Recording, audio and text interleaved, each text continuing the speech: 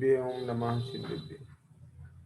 नमो अरहन्ताणं नमो सिद्धाणं नमो आयर्याणं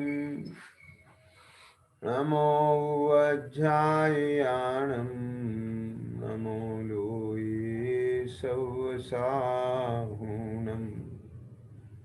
तीन भुवन में सार वीतिराग विज्ञानता शिव स्वरूप शिवकार नमः त्रियोग समारिके।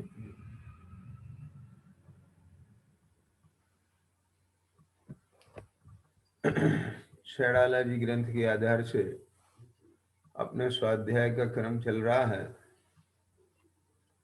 कि ए ही आत्म को दुख कारण ताते इनको तजिए जीव प्रदेश बंधे विधि सो बंधन कबहु न सजिए समदम तेजो कर्म न आवे सो संबर आदरिए तप बल ते विधि झरन निर्जरा ताहि सदा आचरिए।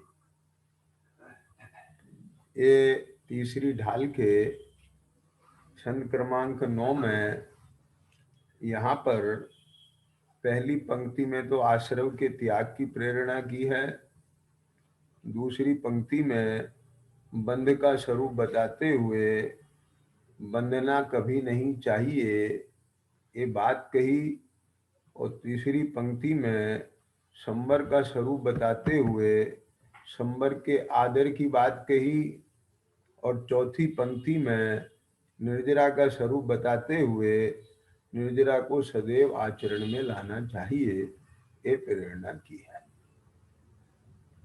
अब इस संदर्भ में अपने बंध तत्व की चर्चा चल रही है ना।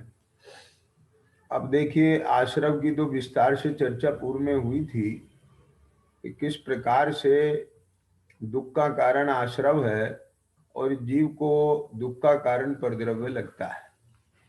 वो इसलिए लगता है क्योंकि इसके अनादि काल से मिथ्या दर्शन का उदय चल रहा है।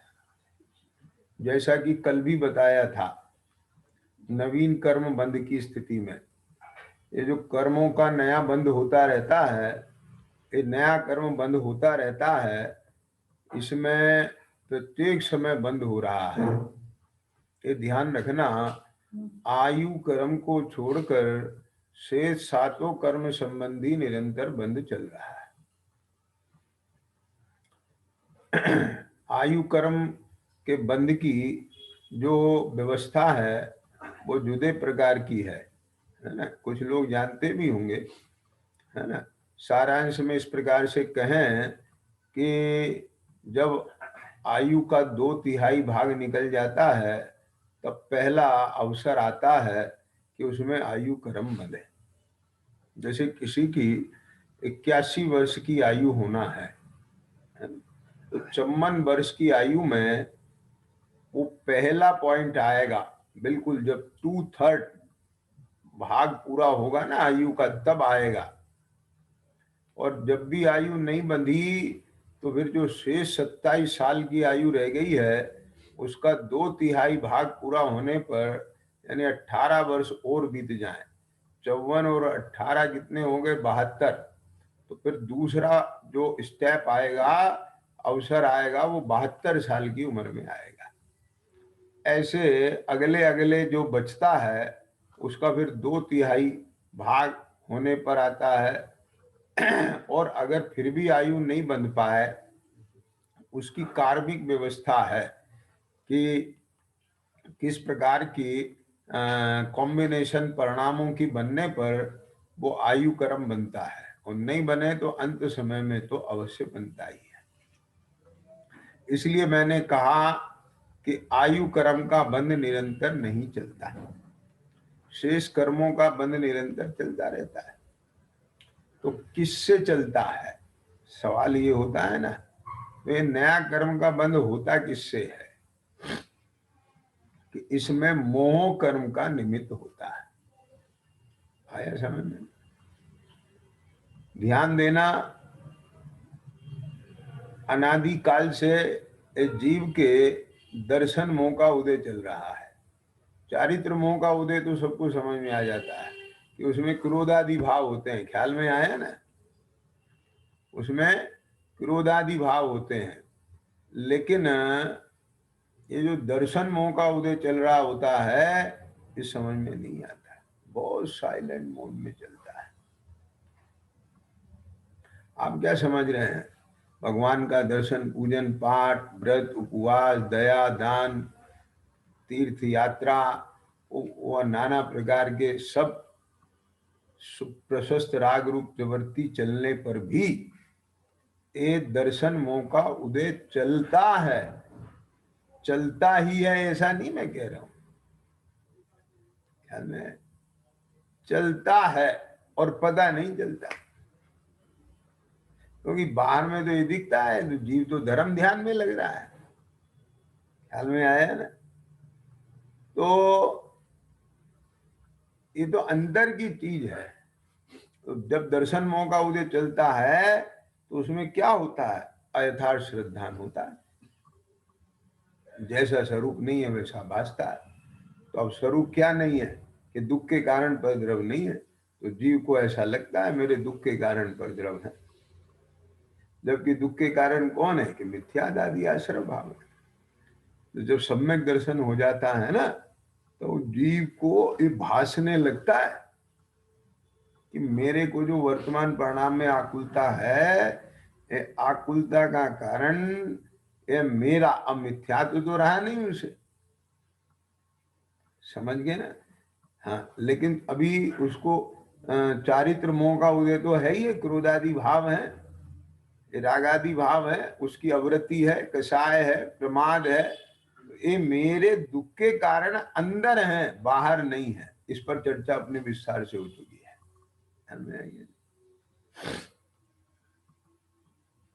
तो अब वही बात यहाँ 9वें छंद में पहले कहा कि ये जितने भी दुख के कारण आश्रय भाव हैं, इनको पहचानो और पहचान कर इनको त्यागो। कैसे त्यागे? आश्रव का मतलब जो आना है, तो सबसे पहले तो उस मिथ्या मान्यता को त्यागो। क्या समझ में? फिर जो बाह्य में 5 इंद्रिय के विषयों में आसक्ति रूप भाव है, उन्हें त्यागो।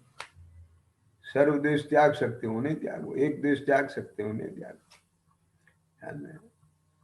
तत्व ज्ञान के अभ्यास से, है ना, स्वरूप सन्मुखता से, स्वरूप के लक्ष्य से, स्वरूप के आश्रय से कसाय त्यागो। तो ये सब चीजें आश्रय को त्यागने की बात है। मतलब क्या है कि त्यागें तो उसे जो हो, और आश्रय का मतलब तो आना है। ये सुनना ध्यान से। इसमें त्यागने का मतलब ये है कि जैसे कसाय है ना, तो उसकी जो उसकी जो कसाय शक्ति है वो कम होते जाना। क्या कहा? कसाय का रस शक्ति कम होते जाना, तो ये त्यागना ही है, उसका तजना ही है। तो ऐसे लेना इसे। तो अब आगे क्या कहते हैं कि जीव प्रदेश बंधे विदिशों सो बंधन कबू न सजिए। अब इस पे भी विस्तार से चर्चा हुई है कि आत्मा के प्रदेशों के साथ जो ये कर्म वर्गणाएं हैं, उनका कर्म रूप से बंधना, वो क्या कहलाता है कि कर्म का बंधन कहलाता है। तो यहाँ पर दौलत राम जी साहब कहते हैं कि उनसे कभी भी नहीं सजना चाहिए, माने उससे कभी भी सहित नहीं होना चाहिए, संयुक्त नहीं होना चाहिए। अब कल इस संदर्भ में अपन ने चर्चा की थी कि जो नया बंध होता है तो इसका कारण क्या है। तो कल ये बात निकल के आई थी कि पर द्रव्य बंध का कारण नहीं होता, तो इसलिए कोई भी कर्म बंध का कारण नहीं है। तो क्या है कि ये जो आत्मा के, जीव के जो औपाधिक भाव हैं वो बंध के कारण है। ख्याल में आया ना कि कौन से, कि एक तो यथार्थ श्रद्धान रूप मिथ्यात्व भाव और दूसरे क्रोधादि भाव। ख्याल में आया ना? तो देखो क्या कहते हैं,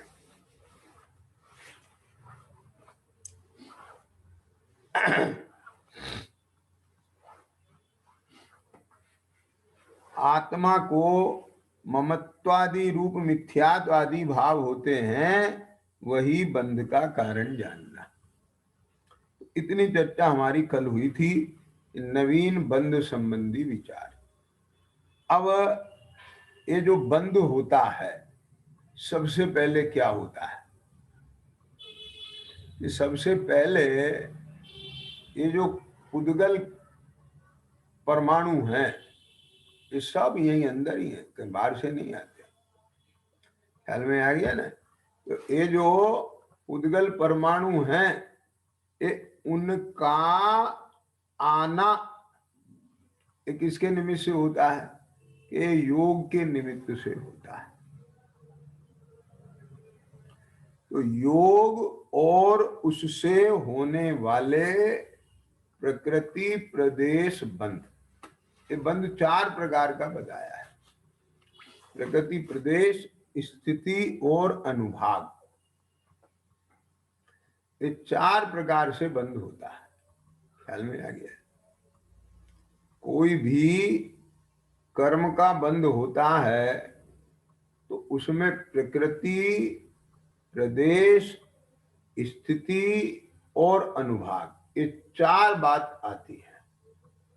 तो अब पहला लेना इसमें प्रकृति और प्रदेश, ये योग के निमित्त से होते हैं। स्थिति और अनुभाग ये कषाय के निमित्त से होते हैं। ख्याल में आ गई बात? अब देखो,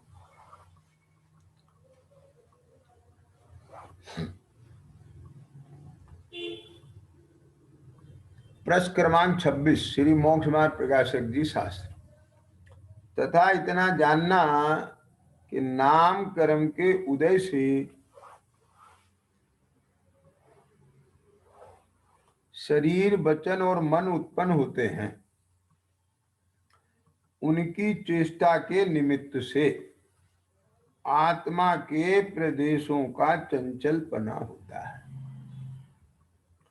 उनसे आत्मा को उद्गल वर्गणा से एक बंधान होने की शक्ति होती है, उसका नाम योग है।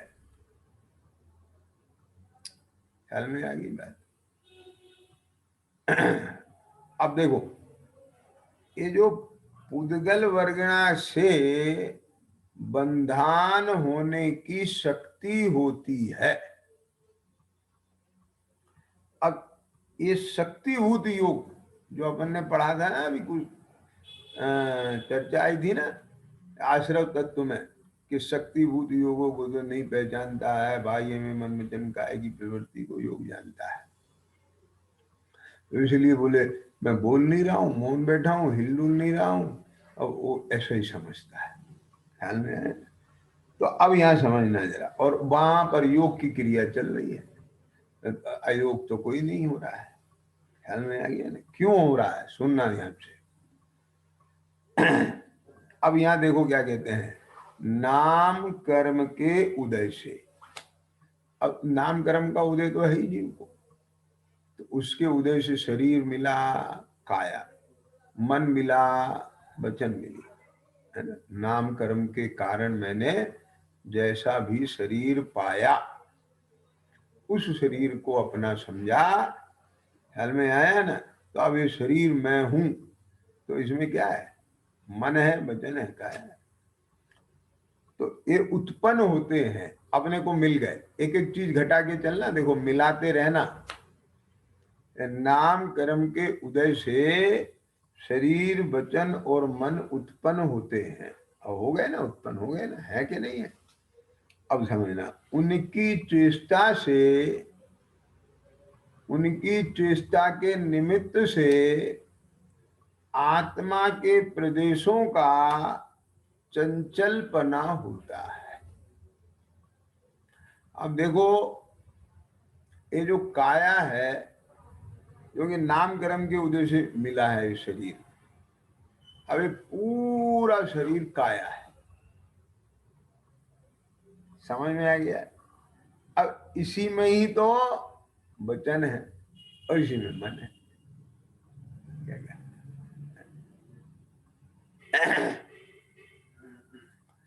अब जब ये जो मनोवर्गणा है ना, द्रव्य मन,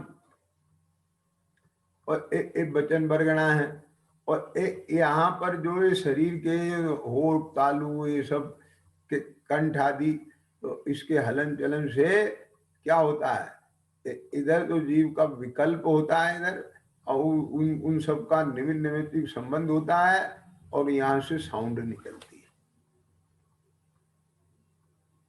ख्याल में है? बहुत सारे लोग ऐसे होते हैं, ये बोलना तो सही चाहते हैं, लेकिन बोलते हुए हकलाते हैं, ध्वनि साफ नहीं निकलती है। तो क्यों? क्योंकि उनके यहाँ पर जो अंदर में तालु, होठ, तालवा और ये सब चीजें होती हैं अंदर, है ना, अंदर लटकन होती है, वो सब चीजें, तो वो उसकी रचना में कहीं ना कहीं कोई हेर फेर रहता है। तो वो सब भी तो सही होना चाहिए ना। तो तभी तो वो जो वायु है और वो परमाणु है, वचन होने योग्य परमाणु, तो उन सब की ध्वनि आएगी, ध्यान में आएगी।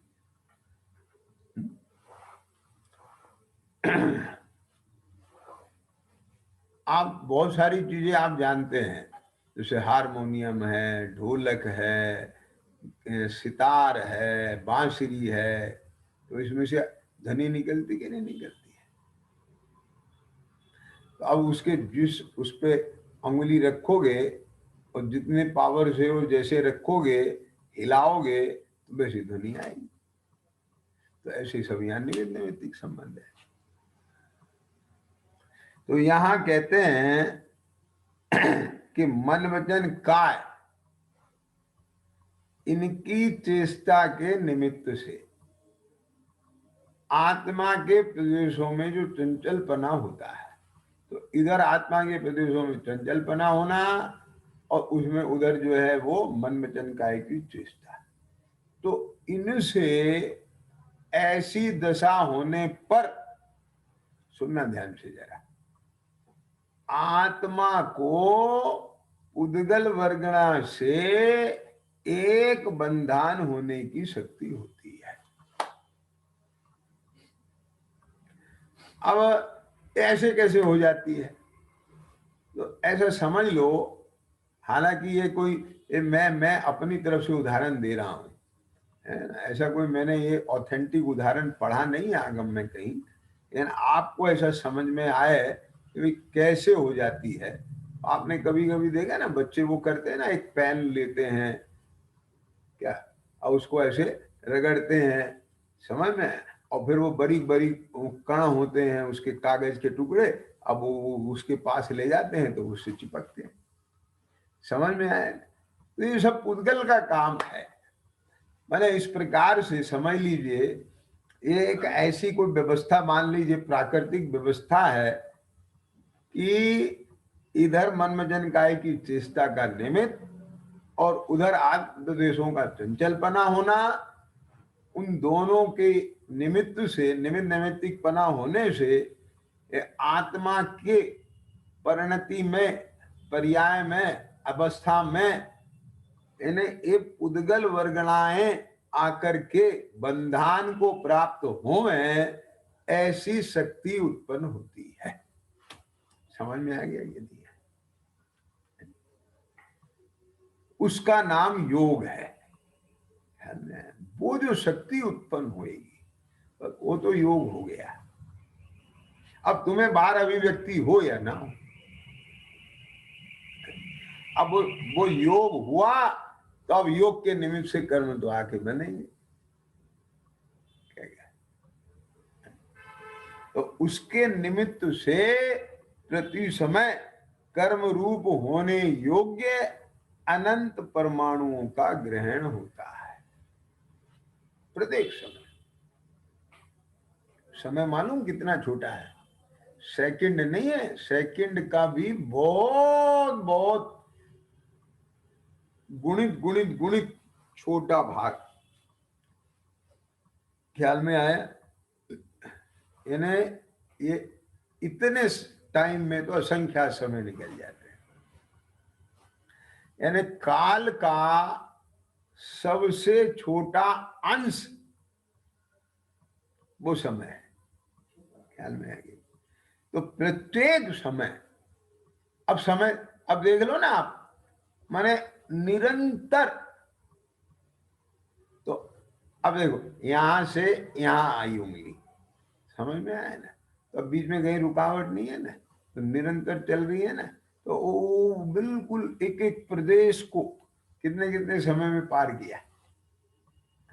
मैं इसके लिए ऐसा कहता हूं, मान लीजिए एक सेकंड में एक पंखे ने, पंखे की पंखड़ी है ना, उसने 10 चक्कर काटे, तो एक चक्कर कितने समय में काटा? 1/10 सेकंड में काटा, समझ में? अब उस उतने एरिया का आप परिधि लो, तो परिधि की माप कितनी बड़ी है। मान लीजिए उसके अंदर आपका आ गया 10 फुट का एरिया, तो 10 फुट का एरिया आ गया, तो 1 फुट को कितने सेकंड में पार किया? तो 1/10 सेकंड तो हो ही गया था। तो 1 फुट में 1/100 सेकंड और भाग आ गया 1 फुट को पार करने में। तो 1 फुट में कितने सेंटीमीटर है, और फिर 1 सेंटीमीटर में कितने मिलीमीटर है, तो उसको कितने समय में पार किया। तो ऐसे स्थूल रूप से ही हमारा माथा खराब हो जाता है। तो वो भी तो एक समय की माप है कि नहीं है? तो प्रत्येक समय कर्म रूप होने योग्य अनंत परमाणुओं का ग्रहण हो रहा है। अब हमको दिख नहीं रहा है, चालू है। ठीक है,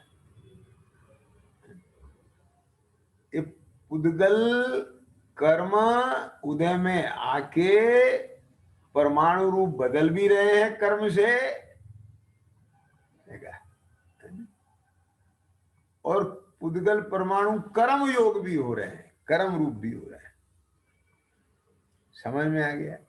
यहाँ कहते हैं वहां अल्प योग हो तो थोड़े परमाणुओं का ग्रहण होता है, और बहुत योग हो तो बहुत परमाणुओं का ग्रहण होता है।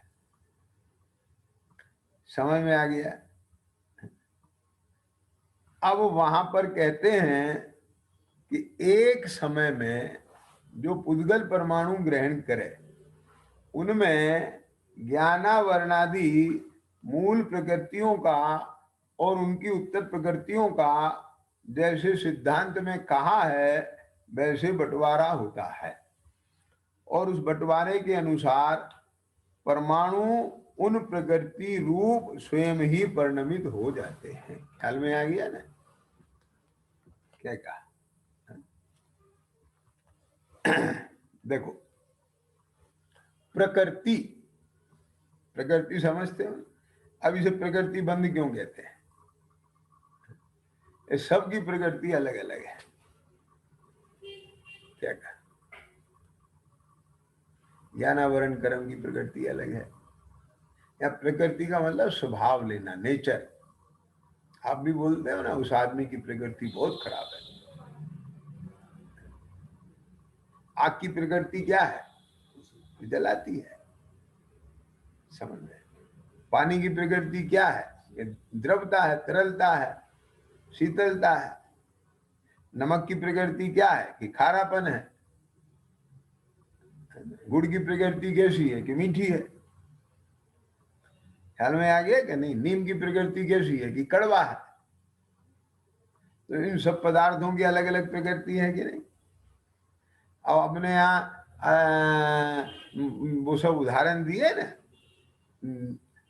कांजीर, हलाहल, विष, इन सब का स्वाद बताया है कि नहीं बताया है? तो जैसे इन सब पदार्थों की प्रकृति होती है, ऐसे कर्मों की प्रकृति होती है। तो प्रकृति का मतलब हो गया कि स्वभाव। उसी प्रकार ज्ञानावरण कर्म की क्या प्रकृति है, समझ में है? गुड़ की क्या प्रकृति है? मीठा। नमक की क्या प्रकृति है? खारा। तो ऐसे ही ज्ञानावरण कर्म की प्रकृति का क्या है कि ज्ञान का ना होना। समझ में आ गया? तो ऐसे ही अलग अलग कर्म की अलग अलग प्रकृति है। आगे समझ में? मैंने उसका स्वभाव अलग अलग है,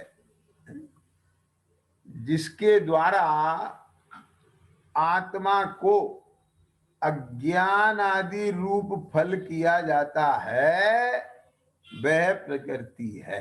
समझ में आ गया ना? तो इस प्रकार से ये प्रकृति का अपने आया, उस कर्म की शक्ति कैसी है, उसका लक्षण कैसा है, उसका स्वरूप कैसा है, उसका स्वभाव कैसा है, उसका गुण कैसा है। तो ये अलग अलग, तभी तो भेद पड़ेंगे ना। सबका काम एक जैसा हो तो फिर भेद क्यों पड़ेंगे? तो ऐसे यहाँ 8 प्रकार के भेद हैं मूल। समझ में आ गया? तो ये जो योग से प्रकृति बंद हुआ, क्या कहा? तो इसका मतलब क्या हुआ कि जब वो योग हुआ ना, योग एक क्या हुआ कि मन वचन काय की चेष्टा के निमित्त से आत्म प्रदेशों में तो चंचलपना आया, उससे उद्गल परमाणु को बंधान होने की शक्ति आत्मा में हुई, उसे योग कहा। तो अब योग हुआ तो योग के निमित्त से प्रति समय कर्म रूप होने योग्य अनंत उद्गल परमाणुओं का ग्रहण होता है। अब ये आश्रय हुआ, ग्रहण हुआ। समझ में आ गया ना? ग्रहण आ गए, आ गए, आ गए। समझ में आ गया? अब आ गए तो आ गए, आ चुके हैं ना। तो आने के बाद क्या हुआ कि वे बटते हैं। समझ में आ गया? अलग अलग प्रकृतियों में, कोई ज्ञानावरण के रूप में, कोई दर्शनावरण के रूप में, कोई अंतराय के रूप में, कोई नाम के रूप में सब बटते हैं। तो ये कहलाता है प्रकृति के रूप में उनका बंटवारा होता है। तो उस बंटवारे के अनुसार परमाणु, कौन से परमाणु? जिनको ग्रहण किया परमाणु, उन प्रकृतियों रूप स्वयं ही परिणमित होते हैं। समझ में आ गया? अब किसी के करने से नहीं होते। ये कैसे हो जाते हैं?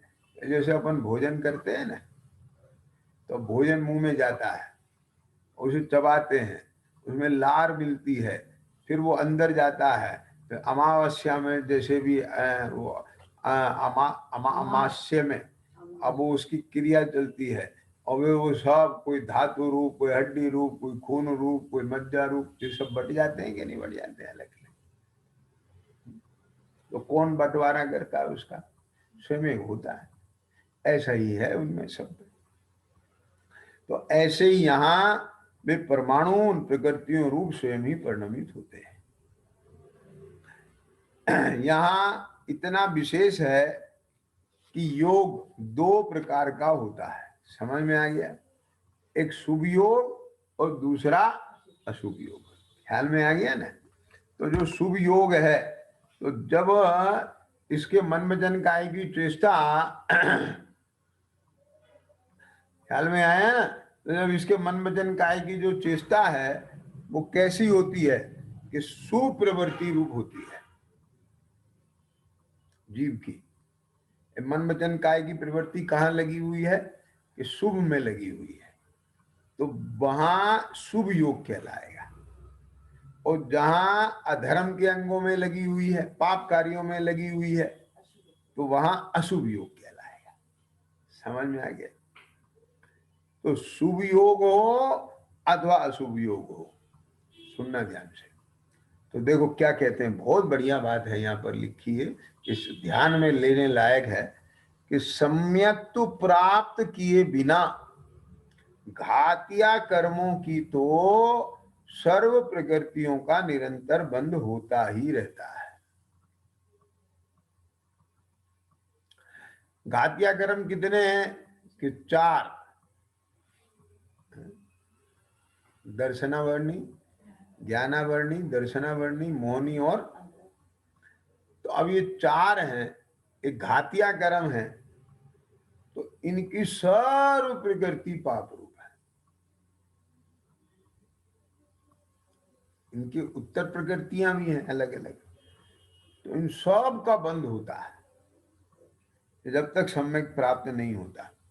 किसी समय किसी भी प्रकृति का बंध हुए बिना नहीं रहता। बस फर्क इतना है कि मोहनी में जो 9 कषाय हैं उनमें कुछ युगल कषाय है। हास्य होगा तो शोक नहीं होगा, शोक होगा तो हास्य नहीं होगा, रति होगी तो अरति नहीं होगी, अरति होगी तो रति नहीं होगी। ख्याल में आ गया ना? और जो 3 वेद हैं उनमें से भी एक समय में एक का उदय आएगा, एक ही प्रकृति का बंध होगा, है ना? समझ गए? तो बस इतना फर्क है, बाकी तो सब का निरंतर बंध चलता रहता है। अब यहाँ कहते हैं अब घातिया कर्म में तो सब पाप प्रकृतियों का ही बंध होगा, चाहे शुभ योग हो और चाहे अशुभ योग। और आत्मा के गुणों का घात किससे होता है? एक घातिया कर्म से होता है। तो अघातिया कर्म का निमित्त पड़ता है संयोग पे, शरीर आदि पे। तो जीव के लिए ज्यादा महत्वपूर्ण कौन सा है? घातिया, और उसकी सर्व प्रकृति पाप रूप है। चाहे तुम्हारा शुभोपयोग चल रहा हो तो भी अगर सब में दर्शन नहीं है तो सर्व प्रकृतियों का बंध है वहां पर। ये देखो सम्यक की महिमा यहां से समझो आप। क्या क्या कि शुभ योग होने पर भी, कि हाँ शुभ योग होने पर भी क्या क्या, तो देखो क्या कहते हैं और अघातिया कर्मों की प्रकृतियों में शुभ योग होने पर साता वेदनी आदि पुण्य प्रकृतियों का बंध होता है, अशुभोपयोग होने पर असाता वेदनी आदि पाप प्रकृतियों का बंध होता है, और मिश्र योग होने पर कितनी ही पुण्य प्रकृतियों का और कितनी ही पाप प्रकृतियों का बंध होता है। ख्याल में आ गया ना? तो ऐसे योग के निमित्त से कर्मों का आगमन होता है। समझ में आ गया? कैसे होता है कि आत्मा को उद्गल परगणा से एक बंधान होने की शक्ति होती है। अब ये चीज महत्वपूर्ण है, शक्तिभूत योग।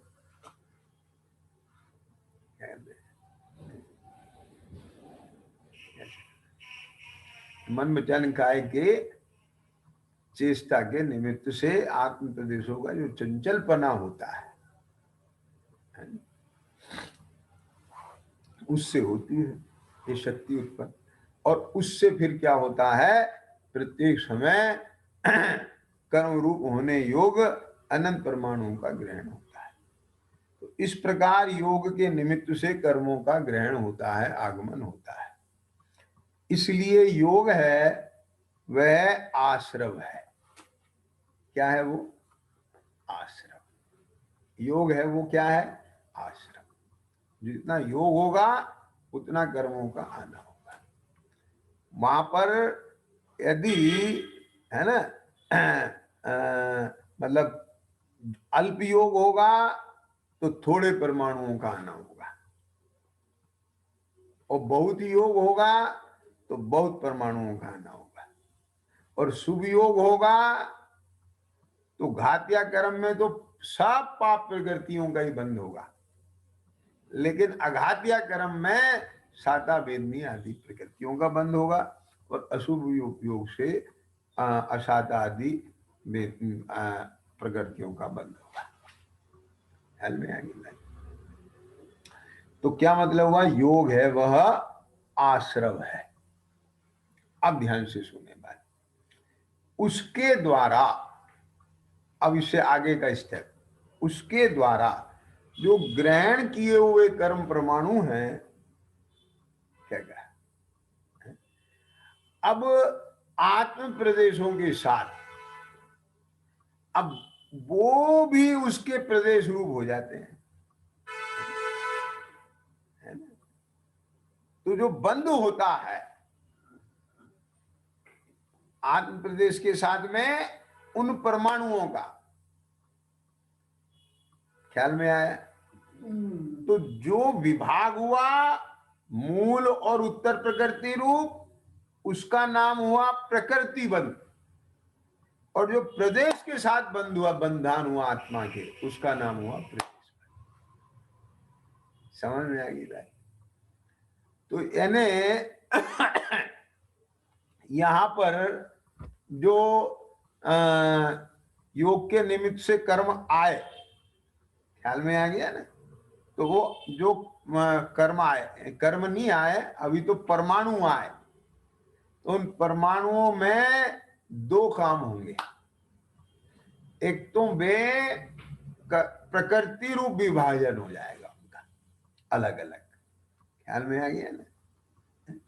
ये सब की प्रकृति अलग अलग उसमें से बन जाएगी, तो वो कहलाएगा प्रकृति बन। और प्रदेश क्या है कि सुनना, है ना, कि ये जो प्रदेश क्या है कि आकाश के छोटे से छोटे अविभागी अंश का नाम प्रदेश है। सबसे छोटा अंश प्रदेश है। एक परमाणु जितनी जगह लेता है उसे प्रदेश कहते हैं। अब ये अनंत परमाणुओं का ग्रहण हुआ इसमें, ख्याल में आ गया ना? तो वो परमाणु भी प्रदेश है, ख्याल में आ गया ना? तो उद्गल कर्मों के प्रदेशों का जीव के प्रदेशों के साथ जो बंद होता है वह प्रदेश बंद कहलाता है, ख्याल में आ गया? और वो जो मूल 8 प्रकृति और उत्तर उनके भेद है, उन रूप जो विभाजन होता है, बंटवारा होता है, वो कहलाता है प्रकृति बंध। तो यहां पर एक साथ दोनों काम हुए। एक वो परमाणु आए, उनका विभाजन भी हुआ, और आत्म प्रदेशों के साथ में उनका बंधन भी हुआ। ख्याल में आ गई बात? तो इतना काम क्या कहलाता है? प्रकृति बंध और प्रदेश बंध कहलाता है। इतनी बात समझ में बैठ गई कि नहीं बैठ गई? कोई दिक्कत? अब आगे चलते हैं। समय है कि नहीं है? है अभी, है ना? अब इसके बाद दो आते हैं। एक कौन कौन से? स्थिति और अनुभाग। ख्याल में आया ना? अब ये स्थिति अनुभाग क्या है भैया? कि ये जो मोह के उदय से, है ना, मिथ्यात्व क्रोधादि भाव होते हैं, उन सब का नाम कषाय है, सामान्य रूप से। ख्याल में आ गया? उससे उन कर्म प्रकृतियों की स्थिति बनती है। ख्याल में है? अब ये स्थिति क्या है ना? सुनो ध्यान से।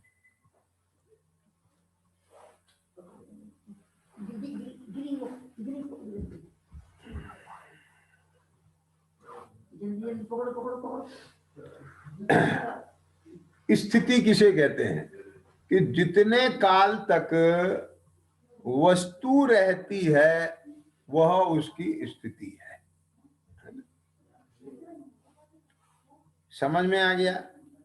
अब जो कर्म रूप से उद्गल परमाणु परिणमित हुए, क्या कहा, ये जो कर्म परमाणु आए ना, जीव के प्रदेशों के साथ बंधे ना, और उनका बंटवारा हुआ ना, अब वे कितने समय तक आत्मा के साथ रहेंगे बंधे हुए, उनका संबंध कितने समय तक आत्मा के साथ रहेगा, वो काल, वो पीरियड स्थिति कहलाता है। माने कर्म रूप से परिणत हुए पुद्गल कर्म स्कंधों के कर्म पने को ना छोड़कर रहने के काल, उनका रहने का काल, आत्मा के साथ रहने का काल स्थिति कहलाता है। ख्याल में आ गया? तो अब वो कितने समय रहेंगे, अब ये वो उसका जो निर्णय होगा वो कषाय से होगा। ख्याल में आ गया? तो अब वो बात समझिए, देखिए, मोह के उदय से मिथ्यात्व क्रोधादि भाव होते हैं, ठीक है? उन सबका नाम सामान्यतः कषाय है, उन सबका नाम सामान्यतः कषाय है। उससे उन कर्म प्रकृतियों की स्थिति बनती है, उससे उन कर्म प्रकृतियों की स्थिति बनती है ना? वहां जितनी स्थिति बंधे उसमें आबाधा काल को छोड़कर पश्चात जब तक बंधी स्थिति पूर्ण हो तब तक प्रति समय उस प्रकृति का उदय आता ही रहता है। अब जैसे मान लो आबाधा काल क्या है, ये जैसे कर्म आया है ना, ये योग के निमित्त से कर्म आए, अब वो आत्मा के प्रदेश के साथ प्रदेश बंद हुआ, और जो उनका बंटवारा हुआ वो प्रकृति बंद हुआ। अलग अलग प्रकृति, मूल प्रकृति और उत्तर प्रकृति रूप बंद, वो प्रकृति बंद और आत्मा के साथ प्रदेशों के साथ एक रूप हो जाना, वो प्रदेश बंद। अब वो कर्म कितने समय तक रहेगा, उसकी स्थिति कितनी होगी। जैसे कि दर्शन मोह की उत्कृष्ट स्थिति 70 कोड़ा कोड़ी की है। ख्याल में आ गया? यानी इतने समय तक वो जो कर्म बंधा है वो आत्मा के साथ रहेगा। रहेगा का मतलब कैसे रहेगा, कि आबाधा काल को छोड़कर वो उदय में आता रहेगा। तो ये आबाधा काल क्या है, ये सुनना ध्यान से। जैसे कर्म आता है, बंधता है ना, उसकी प्रकृति प्रदेश स्थिति अनुभाग बंद हो गया सब, तो वो तुरंत उदय में नहीं आता, तुरंत उदय में नहीं आता, तो कुछ समय बाद उदय में आता है। तो जितने समय तक उसका उदय नहीं आता, और जब उदय आना चालू होता है तो उदय में आने से पहले का जो काल है वो आबाधा काल है। तो क्या कहते हैं यहाँ, कि वहां जितनी स्थिति बंधे, अब कर्म आ गया, उसकी स्थिति बंध गई, यहां पे कर्म आया और यहां तक उसकी स्थिति है। समझ में आ गया? तो यहां से उदय नहीं आएगा आबाधा काल को छोड़ के, यानी यहां से यहां तक आबाधा काल है और यहां से फिर प्रत्येक समय उसका उदय आता रहेगा, उदय आता ही रहता है।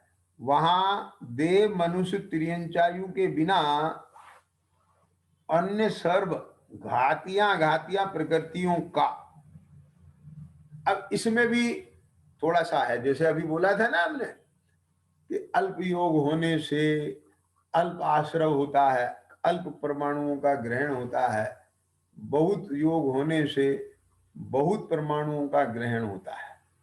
तो अब ऐसे स्थिति में भी है कि यदि अल्प कषाय हुए, यानी जीव के परिणाम मंद कषाय रूप रहे, अल्प कषाय हो, तो थोड़ा स्थिति बंद होता है, और बहुत कषाय हो तो बहुत स्थिति बंद होता है। समझ में आ गया है? इन तीन आयु का, इन तीन आयु का अल्प कषाय से बहुत और बहुत कषाय से अल्प स्थिति बंद होता है। ख्याल में आ गई बात? तो यानी किसी की मंद कषाय है तो ज्यादा स्थिति बंद होगा, और ज्यादा है तो अल्प होगा। ख्याल में आ गया? तथा उस कषाय द्वारा ही उन कर्म प्रकृतियों में अनुभाग शक्ति का विशेष होता है। अभी अनुभाग क्या है, अब उसे भी समझ लीजिए, है ना? अनुभाग माने उसकी फलदान शक्ति कितनी है, समझ में आया है? तो वो जो कर्म उदय में आएगा तो वो कितना उसका वो देगा, फल देगा, रस देगा। तो यहां कहते हैं, सुनो,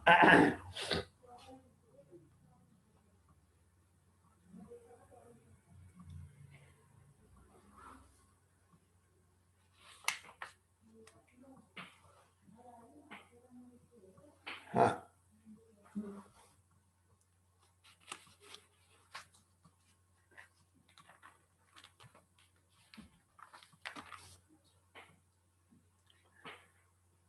जो जैसे कहते हैं कि विविध प्रकार के फल देने की शक्ति का पढ़ना अनुभाग है, ऐसा आगम में वर्णन आया है, सूत्र आया है। तो कहते हैं विविध प्रकार के पाक अर्थात फल देने की शक्ति का पढ़ना। अब जैसे एक कर्म आया, मूल और उत्तर प्रकृतियों में बंटवारा हो गया और जीव के साथ बन गया, बस। अब वो कितने समय तक रहेगा ये स्थिति, और कितना फल देगा, क्या समझ में आया?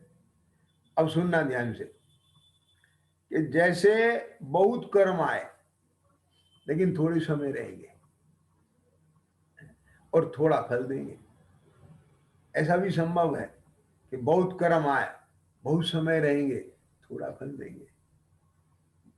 बहुत कर्म आए, थोड़े समय रहेंगे लेकिन बहुत फल देंगे। क्या क्या?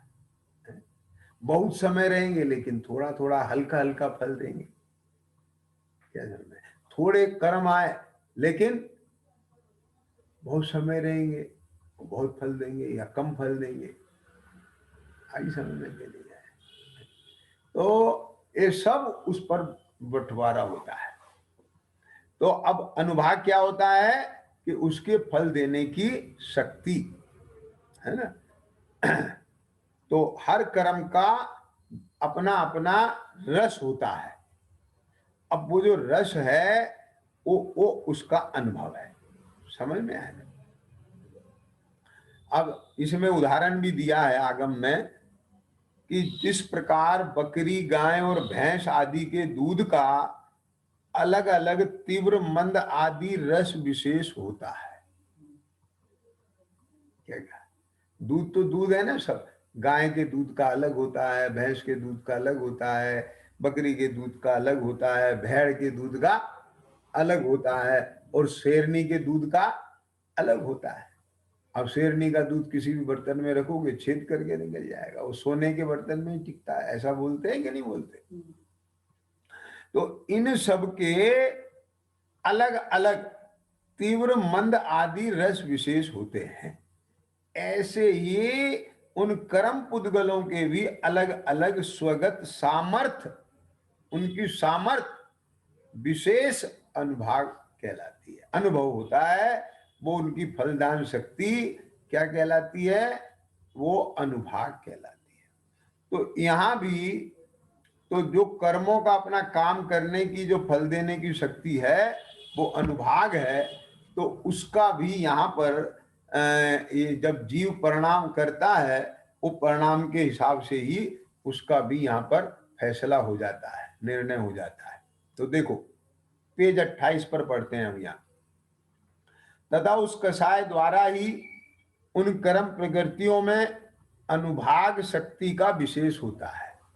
यानी स्थिति वो भी कषाय भाव से बनेगा। तो जीव के जो मिथ्यादि भाव होते हैं ना, उन सबको सामान्यतः कषाय कहेंगे। और ये बात पहले नक्की करके आए थे कि जो 7 प्रकार का कर्म है उससे बंध नहीं होता। किससे होता है? केवल मोह से होता है। मोह कर्म से ही नवीन कर्म का बंध होता है, किसी परद्रव्य से भी नहीं होता। शरीर के कारण भी बंध नहीं होता, संयोगों के कारण भी बंध नहीं होता। अपन बहुत ऐसा बोल देते हैं कि तेरी वजह से मेरा खोटा कर्म बंध रहा है, इसकी वजह से मेरे कर्म बंध गए हैं, किसी की वजह से कोई कर्म मरम नहीं बनते हैं। जीव के कर्म बनते हैं तो अपने ही भावों से बनते हैं। ख्याल में आए? उन सबको सामान्य रूप से कषाय कहा है। तो कषाय से ही योग से होता है कर्मों का आना, बटना और बंधना। ये इतना पावरफुल नहीं है। ख्याल में आए? इसमें कोई दम नहीं है। योग वाले बंध में दम किसमें है? कि स्थिति और अनुभाग, और वो काम इन कषाय का है, मिथ्यात्व और क्रोध आदि भाव। तो अब देखो, उस कषाय द्वारा ही उन कर्म प्रकृतियों में अनुभाग शक्ति का विशेष होता है। वहां जैसा अनुभाग बंद हो वैसा ही उदय काल में उन प्रकृतियों का बहुत या थोड़ा फल उत्पन्न होता है। अब आप देखते हैं ना, बहुत सारे लोग, यानी हाँ ऐसा उदाहरण दे, अग्नि जली तो बस वो अग्नि ऐसे भभक के आएगी लेकिन थोड़े समय रहेगी। आप कागज वगैरह का ढेर ले और उसमें आग लगा दो तो एकदम से तेज आग जलेगी और खत्म हो जाएगी। तो ऐसे बहुत सारे लोग ऐसे होते हैं, उनके मान लो एकदम से यश प्रकृति का तीव्र उदय आता है, फल तो बहुत देती है पर स्थिति बहुत कम होती है। आई समझ में कि नहीं है? किसी के अपयश प्रकृति का बहुत तीव्र उदय आता है लेकिन थोड़े समय में फिर समाप्त हो जाता है, किसी के बहुत समय रहता है। तो ये सब स्थिति और उसके फलदान शक्ति, तो कितना पावर रहेगा उसका। तो यहाँ कहते हैं कितना बहुत फल या थोड़ा फल उत्पन्न होता है, तो ये अनुभाग पर डिपेंड करता है। और कितने समय तक फल रहेगा ये स्थिति पर डिपेंड करता है। समझ में आ गया? अब सुनो ध्यान से। वहां घाती कर्मों की सर्व प्रकृतियों में तथा अघाती कर्म की पाप प्रकृतियों में तो अल्प कषाय होने पर अल्प अनुभाग बनता है। अल्प कषाय होगी तो अल्प अनुभाग बनेगा, पावर कम आएगी। समझ में आ गया? किसमें? घातिया कर्म की। और अघातिया कर्म की पाप प्रकृति कम पावर की होंगी, लेकिन पुण्य प्रकृति बहुत पावर की होंगी। काहे से? अल्प कषाय से। और अगर तीव्र कषाय है तो घातिया कर्म के भी अनुभाग बहुत होगा, लेकिन घातिया कर्म की। और अघातिया कर्म में क्या होगा? पुण्य प्रकृतियों में तो अल्प कषाय से बहुत अनुभाग होगा और तीव्र कषाय से अल्प अनुभाग होगा। मान लीजिए किसी ने बहुत कषाय करी तो उससे उसका पुण्य हल्की क्वालिटी का होगा कि ज्यादा होगा? अब समझ गए कि नहीं? तो इसमें उल्टा पड़ता है। क्या कहा? ज्यादा कषाय से पुण्य हल्के फल वाला बनता है और मंद कषाय से पुण्य बहुत फल वाला बनता है। और पाप में क्या होगा? है ना? तो ऐसे उसमें लगाना। आघाती कर्म की पाप प्रकृतियों में अल्प कषाय होने से अल्प अनुभाग और तीव्र कषाय होने से तीव्र अनुभाग। इस प्रकार कषायों के द्वारा कर्म प्रकृतियों के स्थिति अनुभाग का विशेष हुआ। इसलिए कषायों द्वारा स्थिति बंध अनुभाग बंध का होना जानना चाहिए, है ना? अब इसमें पंडित जी ने उदाहरण भी दिया है कि ये क्या मतलब है इसका अनुभाग से। कि उन्होंने मदिरा का उदाहरण दिया है कि जैसे थोड़ी मदिरा है लेकिन उसका नशा बहुत तेज है, और बहुत समय तक रहेगा, है ना? क्या कहा, है ना? और कोई मदिरा बहुत पी ले लेकिन उसमें नशा ही नहीं है। समझ में आ गया? तो ऐसा कैसे भी आप समझ लें। तो मैंने आपको स्पष्ट कर दिया, जैसे अभी यश प्रकृति अपयश प्रकृति इस तरह से भी आपको बताया है, तो ऐसे सब लगा लेना। तो कुछ परमाणुओं में बहुत समय तक रहने की योग्यता होती है, लेकिन वो ताकतवर कम होते हैं, उनमें फलदान शक्ति उतनी नहीं होती है। कुछ कम समय रहते हैं, फलदान बहुत शक्ति होती है। तो ऐसे सब अलग अलग होता है। तो वो सब विभाजन के अनुसार और स्थिति अनुभाग के अनुसार वो सब समझ लेना। तो अब ध्यान देना, इसमें जो मुख्य बात बताना है, इसलिए योगों द्वारा हुए प्रकृति बंध और प्रदेश बंध बलवान नहीं है। क्या कहा कि जो योग से प्रकृति और प्रदेश बंध होता है उसमें कोई ताकत नहीं है, वो ज्यादा दमदार चीज नहीं है। कसायों द्वारा किया गया, कसायों द्वारा किया गया स्थिति बंध अनुवाग बंध ही बलवान है। यानी जो कहना चाहिए ना, जिसका विशेष है, तो वो क्या है, कषाय का है। एक कषाय से ही उसकी स्थिति पर प्रभाव पड़ेगा और कषाय से ही उसके अनुभाग पे प्रभाव पड़ेगा। इसलिए मुख्य रूप से कषाय को ही बंध का कारण जानना। अब वो उससे कोई दम नहीं है। बहुत परमाणु आए कि कम आए, उसमें ज्यादा दम नहीं है।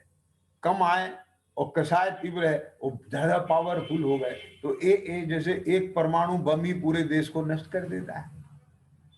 एक कितनी पावर है उसके अंदर, है ना? इस बात से कोई मतलब नहीं लेना।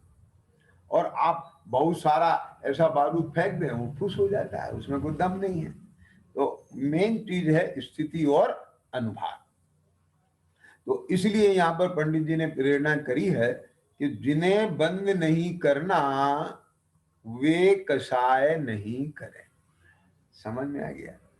जिन्हें बंद नहीं करना वे कषाय नहीं करें।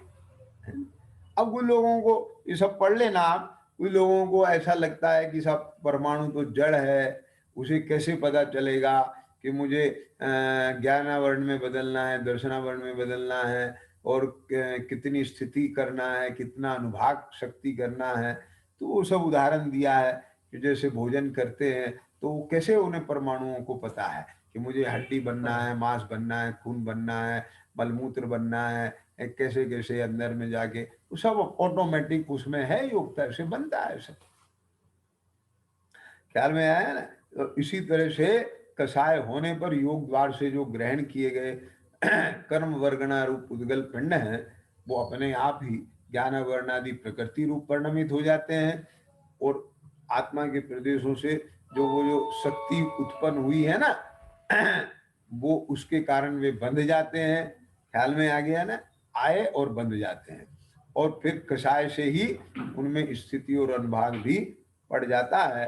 तो इस प्रकार से आज मैंने नवीन बंध कैसे होता है और उसमें प्रकृति प्रदेश स्थिति अनुभाग कैसे पढ़ते हैं उसकी सामान्य चर्चा की है। और विशेष जानना हो तो आप आगम ग्रंथों का अभ्यास करके जान सकते हैं। तो इस प्रकार से एक कर्म बंध की प्रक्रिया की चर्चा की है ना। और अब ये जो बंध है, इस सबके संबंध में जीवों की किस प्रकार की भूल रहती है और कैसे वो समझते जानते हैं, है ना, और क्या होना चाहिए, उसकी विशेष चर्चा अपन कल प्रारंभ करेंगे। सहजानंदी शुद्ध स्वरूपी अविनाशी